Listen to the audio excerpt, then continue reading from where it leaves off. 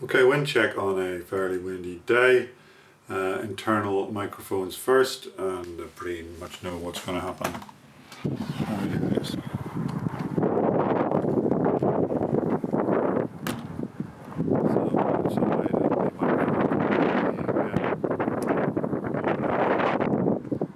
You might be struggling to hear what I'm saying because of the overload. The internal mics. Okay, we're still on the internals, and but this time we're using we've applied these mini windjammer to the on top of the internal microphones, and I can see from the indicators it's probably effectively cutting that down quite well.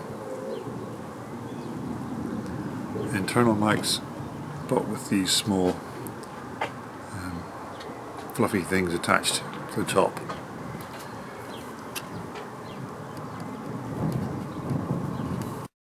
Okay, we're now on setup 3, which is the external microphone, the Rode stereo video mic.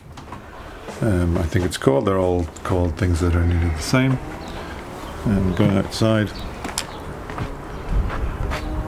the wind's still blowing away, and it sounds pretty excellent. Good strong gusts of wind there.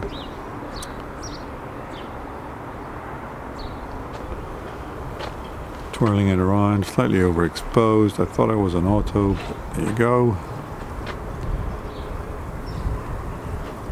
You can hear the wind is blowing, but it's not overloading it whatsoever,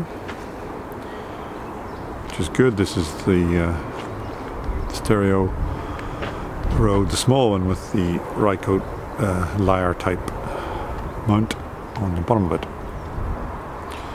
It seems to be working very well. I'm just going to hit it with my finger. And it does introduce, but that's fairly excessive movement. And finally, this is the Rode stereo video mic X, the big one that costs a lot of money.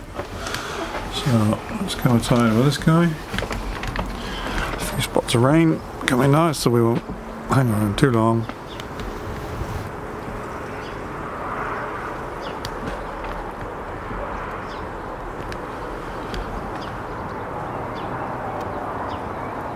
It's pretty much impervious to the wind.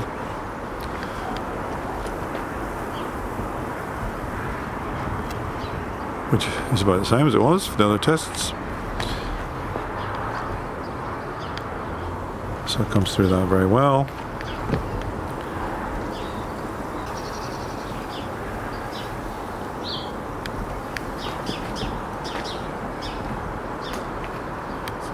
I've put the low cut up to 150 Hertz.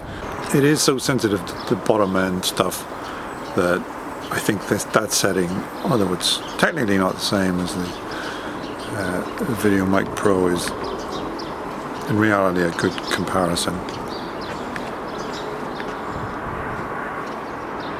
So this is the same as the previous cut, but 150 Hertz low cut engaged versus the previous was the 75. And this is all with the fluffy cover, the ones Rode like to name after dead things.